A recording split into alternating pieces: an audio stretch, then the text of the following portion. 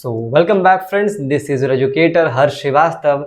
तो फ्रेंड्स, आज हम करने वाले हैं अपना चैप्टर नंबर 3 का PYQs, that is current electricity. इसके पहले हमने इलेक्ट्रोस्टैटिक पोटेंशियल एंड कैपेसिटेंस के PYQs को अच्छे से सॉल्व किया था और आज हम करने वाले चैप्टर 3।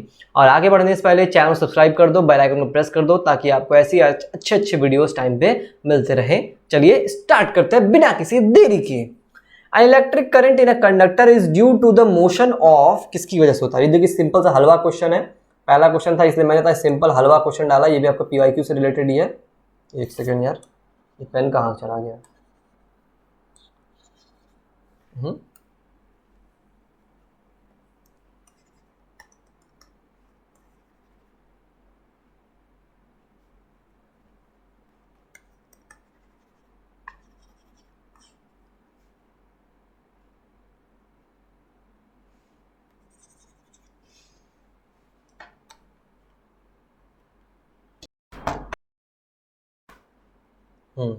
ठीक है।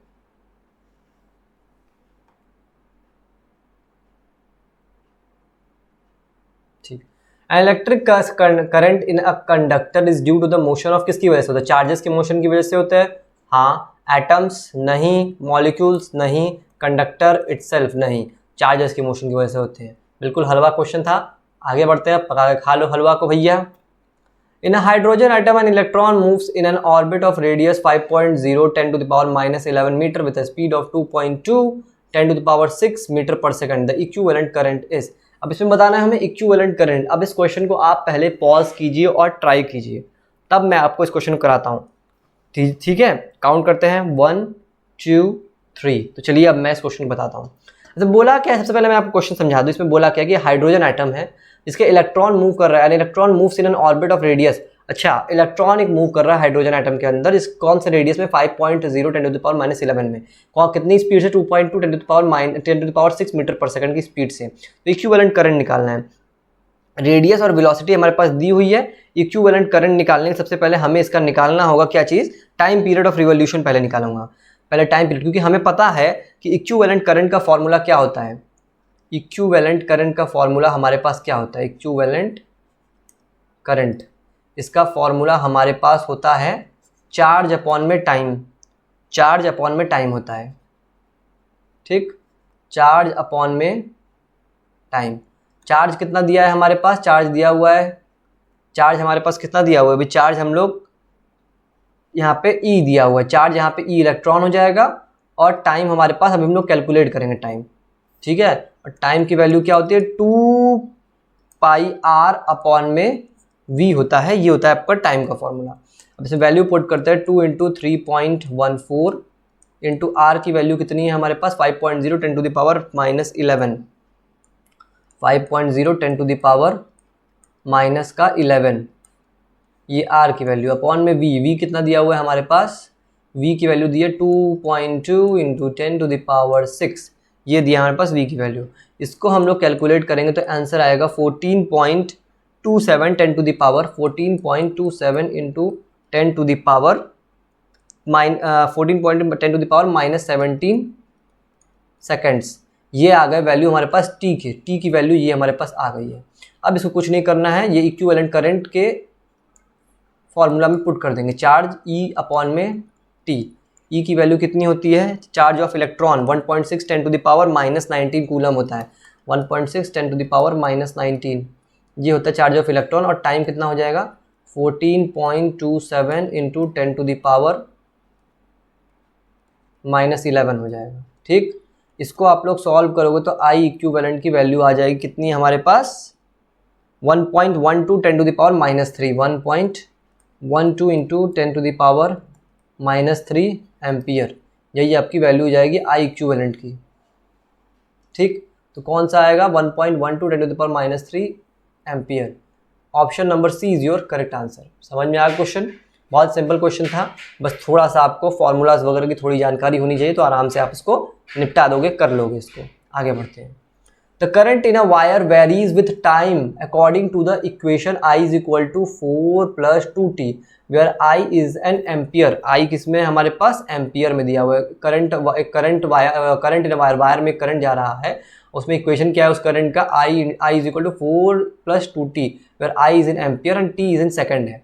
Quantity of charge which passes through the cross section of wire during time t, 2 second से 6 सेकंड के बीच में हमें क्वांटिटी ऑफ चार्ज निकालना है इस क्वेश्चन में। तो हमारे पास क्या है, हमें यहाँ पे क्वांटिटी ऑफ चार्ज निकालना है, तो इसमें इंस्टेंटेनियस चार्ज की बात कर रही है, तुरंत हमारे पास निकालना है इसमें quantity of charge which passes through a cross section of wire during time T. Instantaneous एक तरह से इसमें चार्ज निकालना है। तो इंस्टेंटेनियस चार्ज का फॉर्मूला क्या होता है हमारे पास, dq is equal to I dt। हमें इंस्टेंटेनियस चार्ज इसमें निकालना है और I की वैल्यू कितनी दी है हमारे पास, 4 + 2t दिया है। I की वैल्यू 4 + 2t इंटू dt के रिस्पेक्ट में। अब कुछ नहीं करना है, बस इसको इंटीग्रेट कर देना है। हमें इंटीग्रेट करेंगे आंसर आ जाएगा, दोनों साइड इंटीग्रेट कर देंगे। इसको इंटीग्रेट करेंगे तो ये q बन जाएगा हमारे पास, और इसको इंटीग्रेट करेंगे कहाँ से कहाँ तक, 2 से लेकर के 6 सेकंड तक है ना, 2 सेकंड से लेकर के 6 सेकंड तक है। 4 + 2t इंटू dt।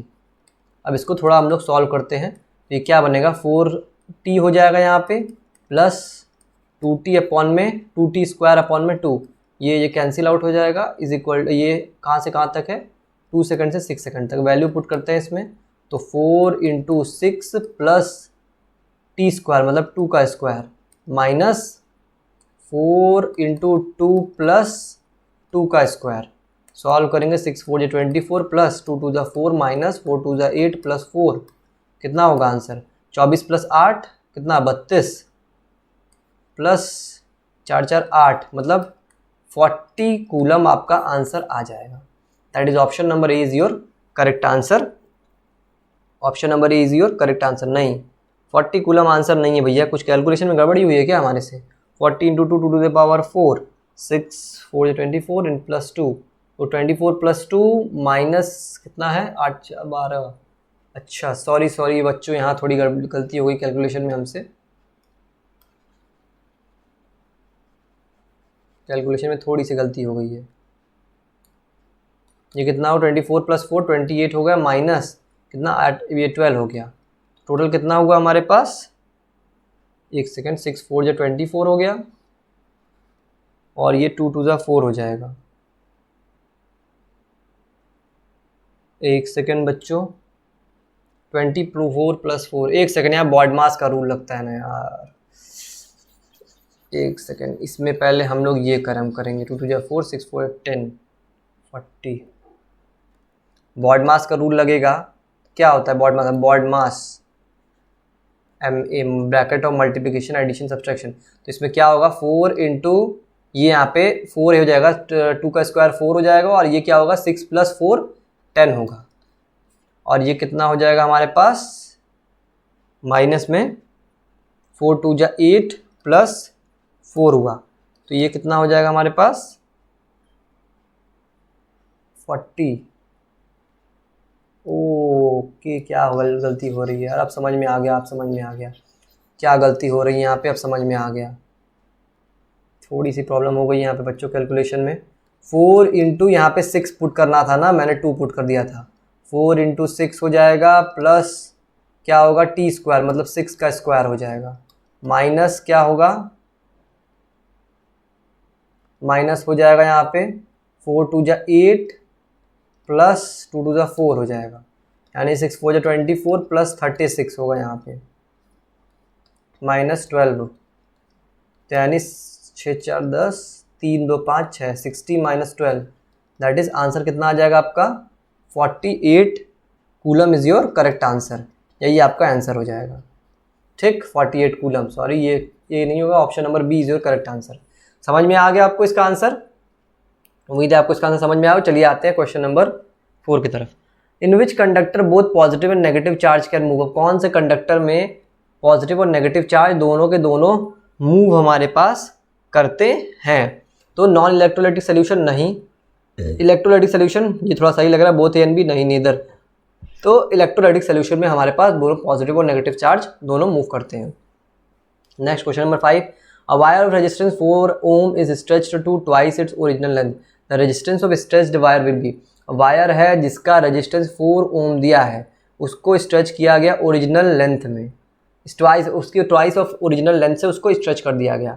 वायर है जिसका रेजिस्टेंस हमारे पास दिया हुआ है 4 ओम और is stretch to original length. मान लीजिए ओरिजिनल लेंथ हमारे पास L है और फिर उसको स्ट्रेच किया गया तो 12 में 12 बना। Resistance of stretched wire would be, तो रेजिस्टेंस निकालना है। हमें पता है R is equal to rho L upon में A होता है, ठीक।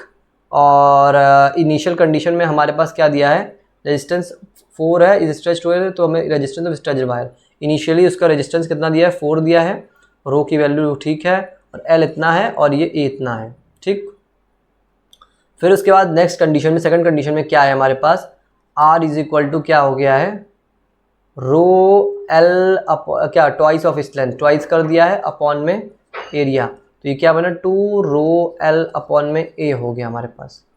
और ये कितना हो जाएगा हमारे पास, R इज इक्वल, ये R डैश है ना, ये सेकंड केस में निकाला है, तो 2 times of rho L upon में A की वैल्यू कितनी आ रही है, 4 आ रही है, उठा के 4 पुट कर दो, that is 8 ohm is your answer. That is option number C is your correct answer. समझ में आ गया, option number C is your, option number, एक सेकंड, डी है आपका आंसर, ऑप्शन नंबर डी है, रो L अपॉन में A twice its original length. अगर हमने ट्वाइस किया है उसके ओरिजिनल लेंथ का, एक सेकंड यहाँ पे एक देखिए एक और गड़बड़ हुई है, अगर मैं लेंथ को उसके ट्वाइस करेंगे तो एरिया भी हमारा हाफ हो जाएगा, समझ रहे हो। लेंथ को अगर बढ़ाएंगे, लेंथ का खींचो, कोई वायर है सिलेंडर, उसको अगर खींचते हैं हम लोग, बड़ा करते हैं, तो उसका क्रॉस सेक्शन कम होगा, क्रॉस सेक्शन कम होगा मतलब उसका एरिया, जो एरिया ऑफ क्रॉस सेक्शन वो भी घटेगा, तो A/2 हो जाएगा। इस तरह यहाँ पे भी 8/2, ये यहाँ पे 4 बन जाएगा, तब ये 2 ऊपर चला जाएगा, यहाँ पे 4 बन जाएगा, तो आंसर आपका क्या हो जाएगा, 4 4 16, 16 ohm is your correct answer. थोड़ी गलती हो गई है कैलकुलेशन में, 16 ohm is your correct answer. आगे बढ़ते हैं क्वेश्चन नंबर 7 की तरफ, ये 7 नहीं 6 क्वेश्चन है। A copper wire of cross section 2.0 millimetre square, resistivity इतना दिया हुआ है, carries a current of 1 ampere, the electric field in the copper wire. अब क्या बोला है हमारे पास, कॉपर वायर क्रॉस सेक्शन इतना है, cross section of area of, क्या बोला है, क्रॉस सेक्शन का एरिया दिया हुआ है ना, तो एरिया ऑफ क्रॉस सेक्शन कितना दिया हुआ है 2.0, यानी 2.0 इंटू 10 टू द पावर कितना हो जाएगा, -6 हो जाएगा ना, मिलीमीटर स्क्वायर से उसको मीटर स्क्वायर में हमें चेंज करना है, तो हमने किससे मल्टीप्लाई किया है, मल्टीप्लाई कर दिया है इसको, -6 मीटर स्क्वायर बन जाएगा ये एरिया ऑफ क्रॉस सेक्शन हमारे पास, ठीक है। और फिर क्या बोला हमारे पास, रेजिस्टिविटी दी हुई है, रेजिस्टिविटी मतलब रो की वैल्यू दी है, रेजिस्टिविटी कितनी दी हुई है हमारे पास 1.7 into 10 to the power -8 ohm meter, ठीक। हमें electric field in the copper wire निकालना है, तो हमें पता है इलेक्ट्रिक फील्ड का फॉर्मूला क्या होता है, E is equal to V upon में L होता है, ठीक। और फिर V इज इक्वल टू क्या होता है, IR होता है, IR अपॉन में L हो जाएगा, ठीक। और फिर उसके बाद हमें पता है R इज इक्वल टू क्या होता है, रो L अपॉन में होता है, तो रो L अपॉन में A इंटू L, तो यहाँ से हमारे पास L कैंसिल आउट, तो ये क्या बचेगा, I रो अपॉन में A, ये हमारे पास E की वैल्यू आ गई, इलेक्ट्रिक फील्ड की वैल्यू आ गई। अब कुछ नहीं करेंगे, बस वैल्यूज उठा के पुट करना है हमको। E is equal to I की वैल्यू कितनी दी हुई है 1 एम्पियर इंटू कितना दिया है, रो का value 1.7 into 10 to the power -8 upon area of cross section हमने निकाला है, अभी लिखा है 2.0 10 टू द पावर -6। इसको आप सॉल्व करोगे तो वैल्यू आपकी आएगी 8.5 into 10 to the power 8.5 into 10 to the power -3 volt पर मीटर में आंसर आपका हो जाएगा, क्योंकि आपका यूनिट वोल्ट पर मीटर में दिया हुआ है, यानी 8.5 10 टू द पावर -3, कौन सा option, option number C is your correct answer, option number C is your correct answer. आगे बढ़ते हैं क्वेश्चन में। अब पोटेंशियल डिफरेंस, ये कौन सा क्वेश्चन है आपका, ये आपका 7th क्वेश्चन है। क्या बोला है, potential difference V is applied to a copper wire of length L and diameter D, if V is double then the drift velocity. अब पोटेंशियल डिफरेंस V दिया हुआ है किसी कॉपर वायर लेंथ L जिसका दिया हुआ है, डायमीटर D दिया हुआ है, अगर V को वोल्टेज को डबल करते हैं तो ड्रिफ्ट वेलोसिटी कितनी हो जाएगी हमारे पास। इस क्वेश्चन को हम लोग करेंगे अभी। ड्रिफ्ट वेलोसिटी का फॉर्मूला हमें पता है, सबसे पहले ड्रिफ्ट वेलोसिटी का फॉर्मूला लिखते हैं। V D is equal to क्या होता है, ई ई और ये टाउ हो जाएगा इनटू मल्टीप्लाई में, ठीक है। और यहाँ से ई अपॉन में एम इंटू टाउ, और ई की जगह पे हम लोग क्या लिख सकते हैं, वी अपॉन में एल। ई की जगह पे हम लोग ये वाले ई की जगह पे हमने वी अपॉन में एल लिख दिया है, क्योंकि हमें पता है E is equal to V upon में एल होता है, ठीक। अब हम लोग क्या करेंगे, तो यहाँ से हमें पता है वी डी जो है किसके डायरेक्टली प्रोपोर्शनल हो रहा है, किसके, वोल्टेज के डायरेक्टली प्रोपोर्शनल हो रहा है। देख सकते हैं आप ना, V D is directly proportional to voltage है। अब क्या बोला, अबव रिलेशन, अब यहाँ पे क्या बोला है कि यहाँ पे वी वोल्टेज हमारे पास डबल्ड हो रहा है, तो ड्रिफ्ट वेलोसिटी कितना होगा। अगर वोल्टेज को हम लोग दुगना करते हैं, अगर वोल्टेज को हम लोग 2 टाइम्स करते हैं, तो वी डी भी हमारे पास कितना हो जाएगा, दुगना हो जाएगा। वी डी भी हमारे पास डबल्ड हो जाएगा, यानी option number A is your correct answer. V D double आपका हो जाएगा, ठीक है। अब आते हैं क्वेश्चन नंबर 8 की तरफ। क्वेश्चन नंबर 8 क्या कह रहा है हमारे पास, A current 2 milliampere was passed through an unknown resistance which dissipated a power of 4.4 watt. Dissipated power when an ideal power supply 11 volt is connected across it is. तो current है 2 milliampere का, उसको हमने पास किया है अननोन रेजिस्टेंस से, जिसमें dissipated power कितना है, 4.4 वाट है। अब डिसिपेटेड पावर जब आइडल, अब वो हमारे पास जो रेजिस्टेंस है उसको फिर हम लोग कनेक्ट कर देंगे 11 वोल्ट के बैटरी आइडल पावर सप्लाई से, तब उसका डिसिपेटेड पावर, पहले इनिशियली क्या है उसका डिसिपेटेड पावर, कोई अननोन रेजिस्टेंस से कनेक्ट किया है और करंट 2 मिली एम्पियर है, तो उसमें पावर कितना आ रहा है, 4.4। फिर उसको हमने वहाँ से निकाला, रेजिस्टेंस से निकाल करके हमने कनेक्ट कर दिया आइडल पावर सप्लाई में, तो फिर वापस पावर कितना हो जाएगा आइडल पावर सप्लाई में 11 वोल्ट के, तो हमारे पास डिसिपेटेड पावर कितना होगा ये बताना है हमको। तो इस क्वेश्चन को हम लोग कैसे करेंगे, हमें पता है पावर इज इक्वल टू क्या होता है, आई स्क्वायर आर होता है, ठीक है। और आई की वैल्यू कितनी दी हुई है हमें, 2 मिली एम्पियर। इसको हम लोग एम्पियर में कन्वर्ट करेंगे, 2 into 10 to the power -3, 2 into 10 to the power -3 ampere हो जाएगा। ये एम्पियर में कन्वर्ट कर दिया हमने इसको। तो अब और हमारे पास पावर कितनी दी हुई है, 4.4 वाट पावर दी हुई है, 4.4 वाट। अब हम लोग क्या करेंगे, हमें पता है P is equal to I square R में सब उठा के वैल्यू पुट करेंगे। P is equal to I square R 4.4 हो गया, इज इक्वल टू आई की वैल्यू कितनी दी हुई है, 2 इंटू 10 टू द पावर -3 का स्क्वायर, और रेजिस्टेंस कितना दिया है निकालना है हमको रेजिस्टेंस। तो R इज इक्वल टू कितना होगा, 4.4 अपॉन में 2 इंटू 10 टू द पावर -3 का स्क्वायर। तो यहाँ से हमारे पास R की वैल्यू कितनी हो जाएगी, ये कैलकुलेट करने के बाद R की वैल्यू कितनी आ रही है, 4.4 अपॉन में 4 इंटू 10 टू द पावर -6 ओम, ये आ गई हमारे पास R की वैल्यू। अब हम लोग क्या करेंगे, हमें पता है P is equal to V square upon में R, क्योंकि अब जो है वोल्टेज के रिस्पेक्ट में रिलेशन निकालेंगे ना, इसमें बोला हुआ है 11 वोल्ट का हमने DC पावर सप्लाई कनेक्ट कर दिया है, ठीक है।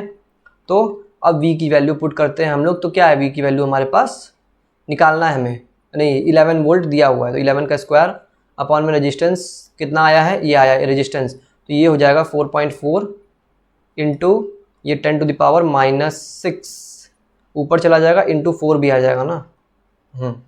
इसको हम लोग सॉल्व करते हैं, तो P इज इक्वल टू कितना आएगा, इसको हम लोग सॉल्व करेंगे, तो यहाँ से P इज इक्वल टू की आपको वैल्यू आ जाएगी 11 into 11 10 to the power -6 into 4 upon में 4.4 इंटू 10 टू द पावर 4.4। तो इसको हम लोग सॉल्व करेंगे तो आपकी वैल्यू आनी चाहिए 11 into 10 to the power -5 watt, ये आपका आंसर हो जाएगा। समझ में आया, watt is equal to 11 into 10 to the power -5 watt. Option number B is your correct answer. चलिए आते हैं अपने क्वेश्चन नंबर पर, देख लीजिए आपको कायदे सब कुछ दिख रहा है ना, कोई समस्या नहीं ना है, ठीक है, सब कुछ समझ में आ रहा है। कौन सा क्वेश्चन था, क्वेश्चन नंबर 8 था। क्वेश्चन नंबर 9 आते हैं अपने क्वेश्चन नंबर 9 की तरफ। क्या कह रहा है हमारे पास, When 2 or more resistor are connected in series, अगर 2 या 2 से अधिक रजिस्टर्स हमारे पास सीरीज में कनेक्ट होते हैं, then same current flows through each resistor. तो सेम करंट फ्लो होगा हर एक रजिस्टर से, same voltage applied across each resistor, different current flows each resistor, both current and voltage are different in resistor. अगर 2 या 2 से अधिक रजिस्टर कनेक्टेड है सीरीज में, तो उसमें क्या होता है, सेम करंट फ्लो करता है हमारे पास हर एक रजिस्टर से, यानी option number A is your correct answer. एक बार मैच कर लिया जाए आंसर को। Correct answer. अगर मैं हमारे पास दो या दो से अधिक रजिस्टर कनेक्टेड है सीरीज में तो हम लोग तो उसमें क्या होता है, सेम करंट फ्लो करता है हर एक रजिस्टर से। आते हैं अपने क्वेश्चन नंबर 10 की तरफ। समझ में आ रहा है कि नहीं जी, बताओ। नहीं बूझ रहा है तो बता दो, अच्छे समझाएंगे। ये मत सोचो कि रिकॉर्डेड है तो समझ में नहीं आ रहा, सब समझ में आ, सब सुनाई देता है, यहाँ पे सब समझ में आता है एकदम। समझ में आ रहा है तो बता दो, कमेंट आपके लिए खुला हुआ है, बता दो, तो उस हिसाब से आपके लिए जो सेवा हो सकेगी वो की जाएगी। ठीक है मर्दबा, आगे बढ़ता है। Circuit contain two resistors R1 and R2 are in series, find the ratio of input voltage to R2। अब रेशियो निकालना है इनपुट वोल्टेज से वोल्टेज R2 तक में। ठीक, तो भैया इस क्वेश्चन को कैसे हम लोग करेंगे, इस क्वेश्चन को देखा जाए कैसे करते हैं हम लोग। तो सबसे पहले हम लोग एक सर्किट डायग्राम इसमें क्रिएट कर लेते हैं इस फिगर के हिसाब से। क्या बोला, दो रेजिस्टेंस हमारे पास सीरीज में कनेक्टेड है। ठीक, दो रेजिस्टेंस हमारे पास सीरीज में कनेक्टेड है और वोल्टेज कितना दिया हुआ है, पावर VI मानते हैं हमने। दो रेजिस्टेंस कनेक्ट कर लिया, ये रहा R1, ये रहा R2, और ये R1 के अक्रॉस हमारे पास वोल्टेज कितना है, V1 है। R2 के अक्रॉस वोल्टेज कितना है, V2 है, और पावर कितना है, VI हमारे पास है। ठीक, और ये कितना करंट कितना जा रहा है, I जा रहा है इसमें। ठीक, अब इसको हम लोग सॉल्व करेंगे। तो हमारे पास current flow through the circuit, अब इस पूरे सर्किट में I की वैल्यू पहले निकाल लेते हैं। Current flow through the circuit I, तो क्या होगा, VI अपॉन में R1 प्लस R2, पूरे ये एक सर्किट का करंट है। अब हमें क्या निकालना है, जहाँ पे VI इनपुट वोल्टेज है, वोल्टेज अक्रॉस R2, अब R2 के अक्रॉस वोल्टेज निकालना, तो V2 is equal to I into R2, V2 is equal to I into R2। अब हमें निकालना है R2 के अक्रॉस वोल्टेज, R2 के अक्रॉस वोल्टेज निकालना है हमें, तो V2 is equal to I into R2 है। तो यहाँ से हम लोग क्या कर सकते हैं, I की वैल्यू हमें पता है VI पर, क्योंकि करंट जो है पूरे सर्किट में सेम रहेगा, क्योंकि सीरीज में है ना, तो करंट चेंज नहीं होगा, करंट सेम रहेगा। तो ओवरऑल नेट करंट हमने जो निकाला है पूरे सर्किट का वही इसमें पुट करते हैं, R1 प्लस में R2 इंटू क्या हो जाएगा, R2। तो V2 इज इक्वल टू कितना हो जाएगा आपके पास, V2 अपॉन में VI इज इक्वल टू कितना हो जाएगा, R1 R2 अपॉन में R1 प्लस R2। अरे यार गड़बड़ सा देखने में लग रहा है। तो यहाँ से V2 कितना हो जाएगा आपका, V2 अपॉन में VI is equal to R2 upon में R1 प्लस R2। रेशियो किसमें निकालना है, इनपुट वोल्टेज अपॉन में, इनपुट वोल्टेज से वोल्टेज ऑफ R2, मतलब उल्टा कर दो, इनपुट वोल्टेज अपॉन में voltage of R2 is equal to R1 plus R2 upon में R2। ये आपका आंसर हो गया। ठीक, R1 प्लस R2 अपॉन में R2, option number B is your correct answer. Match कर लिया जाए, 18 का बी सही है। आते हैं अपने क्वेश्चन नंबर 11 की तरफ। अब ये क्वेश्चन थोड़ा आपका अच्छा खासा लेवल का क्वेश्चन है।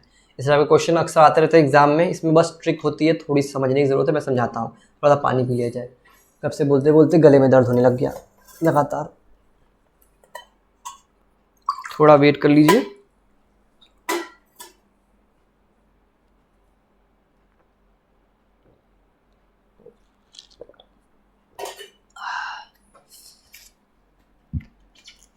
देखा जाए इस क्वेश्चन के लिए भी, अब पानी पी लिए तो कुछ खा पी भी लेते हैं हम लोग।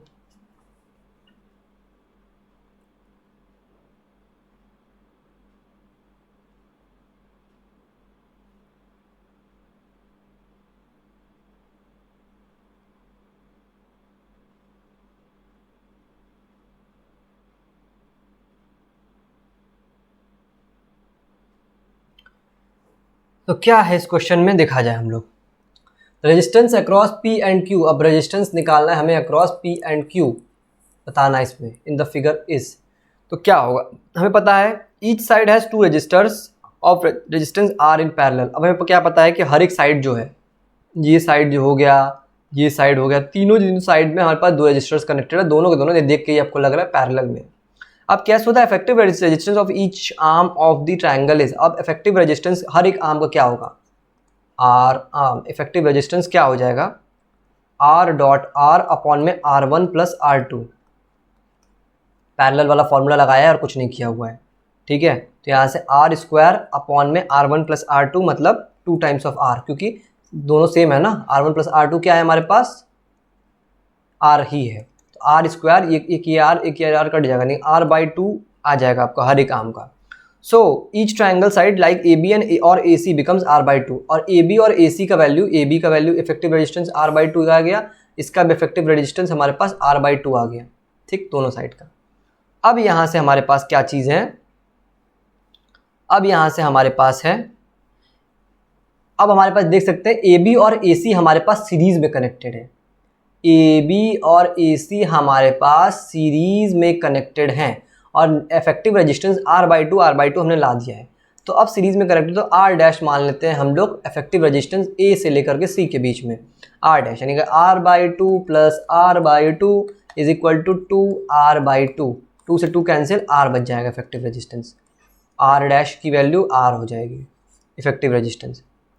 अब हमें पता है B से C के बीच में भी हमारे पास एक सिंगल रेजिस्टेंस जुड़ा हुआ है, direct path from B to C में हमारे पास एक सिंगल रेजिस्टेंस जो जुड़ा हुआ है हमारे पास, इसको भी हम लोग देख लेंगे, तो ये भी क्या r/2 बन जाएगा। B से C भी हमारे पास r/2 आ रहा है, B टू C भी रेजिस्टेंस अगर निकालेंगे तो कितना है, r/2 आ गया है। अब हमें टोटल निकालना है इसका effective resistance, total effective resistance हमारे पास कितना होगा इसमें, अगर देखते हैं टोटल इफेक्टिव रेजिस्टेंस हम लोग निकालेंगे 1 में r इज इक्वल टू 1 में r हो जाएगा, प्लस 2 में r, प्लस ये 1 में r प्लस 2 में r इज इक्वल टू 3 में r। अब पूछ रहे होंगे 1 में r 2 में r कहाँ से आया, देखो कैसे आया है। सबसे पहले हमने क्या किया, 1 में r कहाँ से आया आपका, ये आया ऊपर से, ये जो ये B से लेकर C के बीच में ये जो हमने निकाला, ये सीरीज में कनेक्टेड है, इसका वैल्यू r आया हुआ है, इसको हमने रेसिप्रोकल किया तो 1 में r बन गया। और फिर उसके बाद यहाँ पे हमारे पास ये आया है r/2, RBC, ये बीच के बीच में r/2 ये बन गया हमारे पास 2 में r बन गया। हमने क्या है, नेट इफेक्टिव रेजिस्टेंस निकाला तो ये 3/r आया, 1 में r की वैल्यू 3/r आई, तो r is equal to r/3 आपका आंसर हो जाएगा final, that is r/3 is your correct answer, option number A is your correct answer. ठीक, चलिए चलते हैं अपने क्वेश्चन नंबर 12 की तरफ। The reading of an ideal volt meter in the circuit shown is, अब आइडल वोल्ट मीटर, इस volt meter का हमें रीडिंग निकालना है इस पूरी की पूरी सर्किट में। सबसे पहले हम लोग क्या करेंगे, इसमें इफेक्टिव रेजिस्टेंस निकालेंगे पूरी सर्किट का, रीडिंग निकालेंगे तब निकल जाएगा ये रीडिंग आपका आराम से। पहले हमें इसमें क्या निकालना है, इफेक्टिव रेजिस्टेंस निकालना है। तो इक्विवेलेंट रेजिस्टेंस क्या हो जाएगा हमारे पास इस सर्किट का, 1 में r equivalent is equal to क्या हो जाएगा, 1 में r AE प्लस 1 में r DF।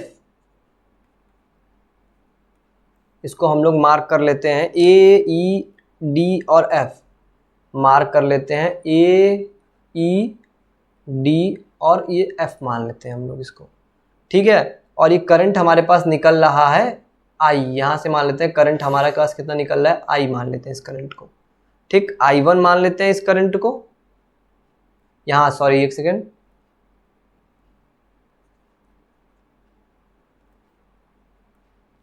ये जो करंट निकल रहा है यहाँ से इसको हम लोग I मान लेते हैं, और ये I यहाँ पे जाकर के टूट जाएगा, दो भाग में हो जाएगा, एक जाएगा ये I1 बन जाएगा यहाँ पे, और ये नीचे जाकर के I2 बन जाएगा, ठीक।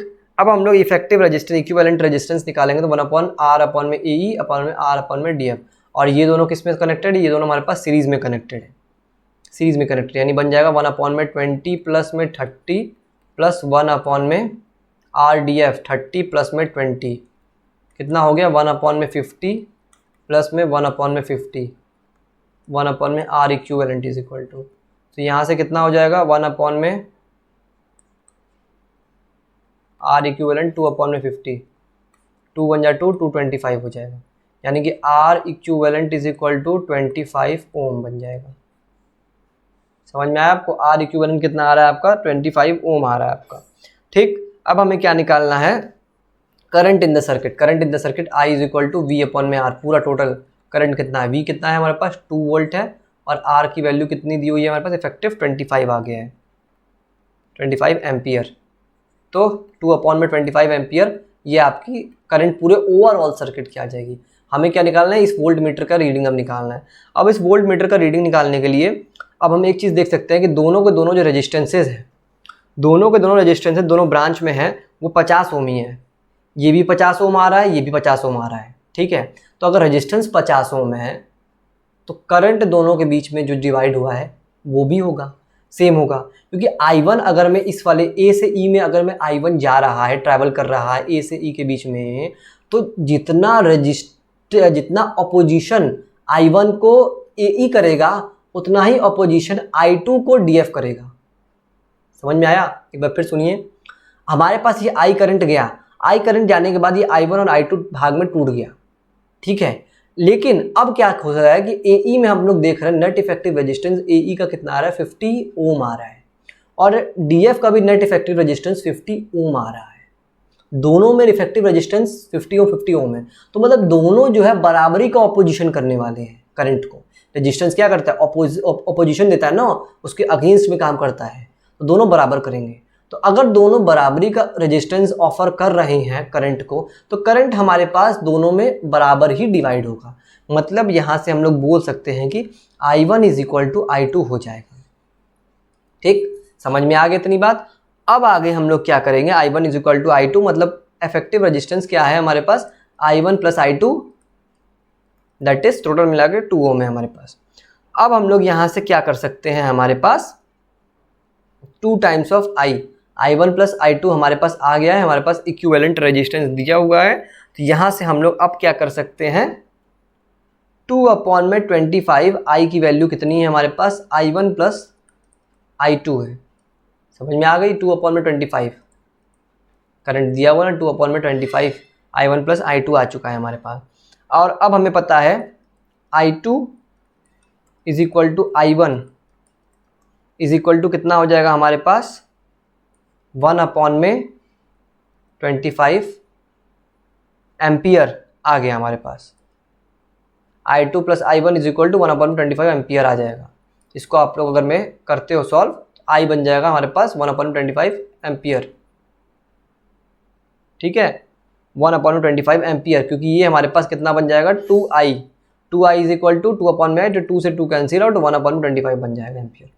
अब हम लोग क्या करेंगे, हम लोग को निकालना है वोल्टेज अक्रॉस AB, हमें निकालना है वोल्टेज अक्रॉस AB के अक्रॉस में वोल्टेज निकालना है। तो वोल्टेज अक्रॉस AB क्या होगा हमारे पास, VI इज इक्वल टू हमारे पास क्या है, I1 प्लस में R1, ये वोल्टेज अक्रॉस AB हम लोग निकालना है, तो I1 प्लस में R1 कर रहे हैं। तो I1 की वैल्यू कितनी आई है, 1/25 आई है, इंटू R1 की वैल्यू कितनी है हमारे पास, R1 की वैल्यू हमारे पास कितनी आई है, कहाँ दिया R1, 20 plus 30, voltage across AB हमारे पास 20 और वोल्टेज अक्रॉस CD R2 की वैल्यू 30 है, 20। तो I1 into R1 is equal to इतना आ गया, तो ये कितना हो गया हमारे पास, 20/25 वोल्ट, ये आ गया हमारे पास। VI की वैल्यू है, V1 की वैल्यू है ये, ठीक। अब हम क्या निकालें, voltage across CD, voltage across CD हम लोग निकालेंगे, दैट इज V2 कितना है, I2 R2 की वैल्यू कितनी है, 1/25 इंटू R2 की वैल्यू 30 है, 30/25। तो अब नेट पोटेंशियल V2 माइनस का V1 करेंगे, नेट पोटेंशियल कितना आ रहा है, 30/25 minus 20/25 that is 10/25 is your answer. Solve करोगे यानी 0.4 वोल्ट इज योर आंसर, यही आपका आंसर आ गया। यानी ऑप्शन नंबर आपका कौन सा हो जाएगा, option number D is your correct answer. ठीक, आते हैं अपने क्वेश्चन नंबर 13 की तरफ। क्या कह रहा है question number 13, when two electrodes positive and negative of a cell are immersed in an electrolytic solution, the charges are exchanged between, किसके किसके बीच में चार्जेस एक्सचेंज होते हैं, तो बोथ इलेक्ट्रोड एंड इलेक्ट्रोलाइट्स दोनों के बीच में हमारे पास चार्जेस जो हैं एक्सचेंज होते हैं। ठीक, आते हैं अपने क्वेश्चन नंबर 14 की तरफ।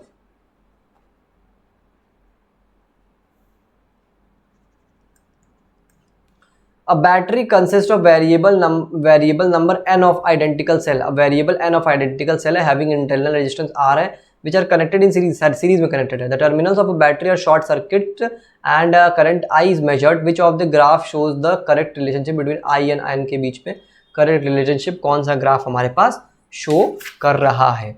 तो अब इस क्वेश्चन को हम लोग कैसे करेंगे, देखते हैं इस क्वेश्चन को भी कैसे कर सकते हैं हम लोग. Wait a second. अब हमारे पास क्या बोला हुआ है, if N identical cell are connected in series then equivalent EMF of the combination. Equivalent EMF हमारे पास कॉम्बिनेशन में क्या हो जाएगा, ई इक्विवेलेंट की वैल्यू कितनी हो जाएगी, एन इंटू ई हो जाएगी. ठीक. और इक्विवेलेंट इंटरनल रेजिस्टेंस कितना हो जाएगा, आर इक्विवेलेंट कितना हो जाएगा, एन इंटू आर हो जाएगा. Equivalent internal resistance N E और आर इक्विवेलेंट कितना हो जाएगा, एन आर हो जाएगा. करंट हमारे पास पता है कितना होता है, ई इक्विवेलेंट अपॉन में आर इक्विवेलेंट बन जाएगा. ई इक्विवेलेंट की वैल्यू एन इंटू ई है, आर इक्विवेलेंट की वैल्यू एन इंटू आर है. एन से एन कैंसिल, ई अपॉन में आर हमारे पास इक्विवेलेंट करंट हो जाएगा. ठीक. I is equal to E into E upon में आर, जो कि क्या है, एक कांस्टेंट आ गया. ये एक वैल्यू कितनी है हमारे पास, एक कांस्टेंट है हमारे पास. ठीक है. तो अब ग्राफ अगर बनाएंगे हम लोग, इसमें कांस्टेंट है और इसमें एन की वैल्यू कहीं नहीं दी हुई है, एन कहीं नहीं दिया हुआ है इसमें, एन हमारे पास कहीं इसमें दिया ही नहीं है. और हमें रिलेशन किसके बीच में निकालना है, आई और एन के बीच में. तो अगर एन दिया ही नहीं है, एन पे डिपेंड ही नहीं कर रहा है, तो ग्राफ क्या बनेगा, ग्राफ हमारे पास ना बढ़ेगा ना घटेगा ना कुछ नहीं होगा, सिंपल सा ग्राफ बन जाएगा. यानी option number C is your correct answer, क्योंकि एन पे डिपेंड ही नहीं कर रहा है. तो क्या एन जो है कॉन्स्टेंट ही रहेगा पूरे टाइम तक. ठीक. आगे क्वेश्चन नंबर 15 पे अपने सेकंड लास्ट क्वेश्चन है ये आज का हमारा. Kirchhoff junction rule is a reflection. अब ये हमेशा आता रहता क्वेश्चन है, तो हलवा सा क्वेश्चन, 2 नंबर आपको दे के जाएगा आपके एग्जाम में. क्या होगा, conservation of charge. Kirchhoff junction rule is a reflection of conservation of charge. 25 का D is your correct answer. ठीक है. आते हैं अपने लास्ट क्वेश्चन की तरफ. Question number 16.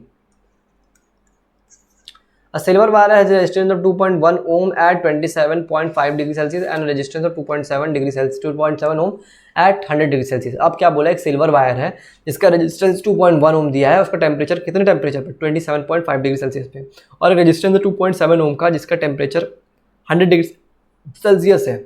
ठीक है. Determine temperature coefficient of resistance of silver. आप टेम्परेचर कोफिशिएंट हमारे पास निकालना है. एक सेकंड रुक जाइए.